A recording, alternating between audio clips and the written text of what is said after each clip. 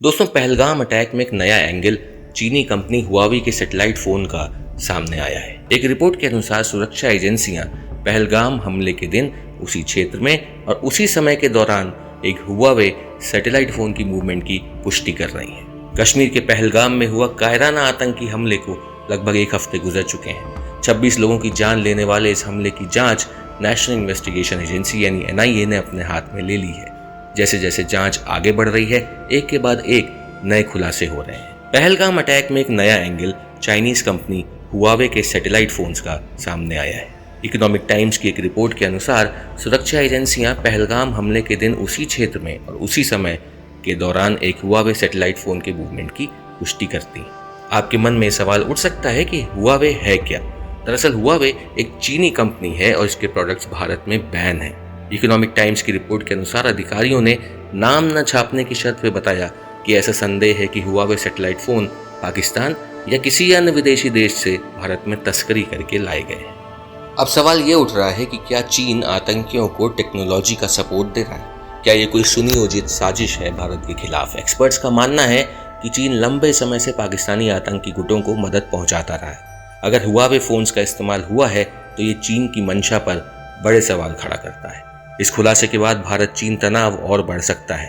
पहले से ही गलवान घाटी और LAC पे तनाव के बीच ये नया मामला दोनों देशों के बीच विश्वासघात साबित हो सकता है। भारत सरकार इस मामले को गंभीरता से ले रही है और चीन से स्पष्टीकरण मांग सकती है।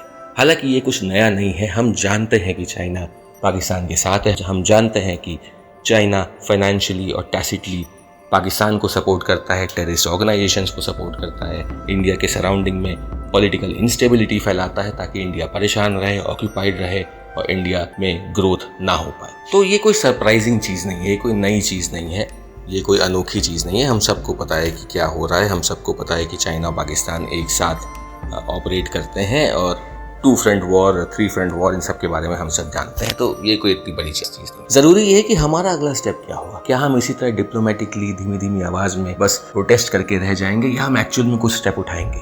मैं ये भी मानता हूँ कि वॉर इसका सोल्यूशन नहीं है। जब 2 न्यूक्लियर आर्म्ड नेशंस लड़ेंगे या 3 न्यूक्लियर आर्म्ड नेशंस लड़ेंगे तो नुकसान होगा।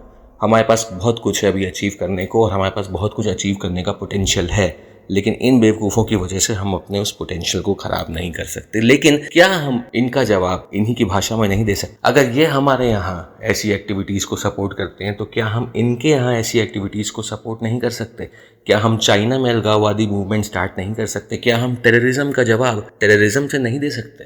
बात थोड़ी अजीब सी है, थोड़ी सोचने वाली है, लेकिन मुझे नहीं पता कि हम लोग ऐसा क्यों नहीं करते। एनीवेज, इस रिपोर्ट में आगे बढ़ते हैं। तो अब देखना यह है कि चीन इस मामले पे क्या जवाब देता है। क्या वो हुआवे के इस्तेमाल को लेकर कोई कार्रवाई करता है या फिर वो इन आरोपों को खारिज कर देता है? तो ऑब्वियसली वो इन आरोपों को खारिज ही करेगा। बट भारत अगर चीन के खिलाफ डिप्लोमेटिक एक्शन लेता है तो ये दोनों देशों के बीच एक बड़ा टकराव पैदा कर सकता है। रिपोर्ट के अनुसार जांचकर्ताओं ने अब तक उन 4 आतंकियों की भूमिका से इनकार किया है जिनकी तस्वीरें जनरली सोशल मीडिया पर वायरल हो रही थी। एक अन्य अधिकारी ने यह भी बताया कि कई गवाहों ने अधिकारियों को बताया है कि 5 से ज़्यादा हमलावर थे जिन्होंने इस कायरतापूर्ण आतंकी हमले को अंजाम दिया। इससे पहले जम्मू कश्मीर पुलिस ने 3 संदिग्धों के स्केच जारी किए थे और प्रत्येक पे 20 लाख रुपए का इनाम घोषित किया था।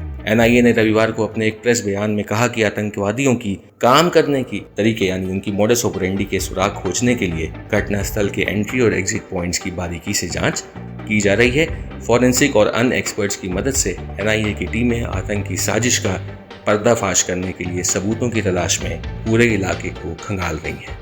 तो लेट्स होप कि इस मामले में थोड़ा ब्रेक थ्रू मिले, जिन लोगों ने काम किया है उनको सज़ा मिले और हम स्ट्रॉन्ग एक्शन लें ताकि दोबारा आइंदा से आने वाले वक्त में ऐसी हरकत दोबारा कोई भी देश भारत के साथ ना कर पाए। Thank you very much for watching. I really pray to the God that justice is served to the people who laid down their lives for our country. And I'll see you in the next one. Thank you.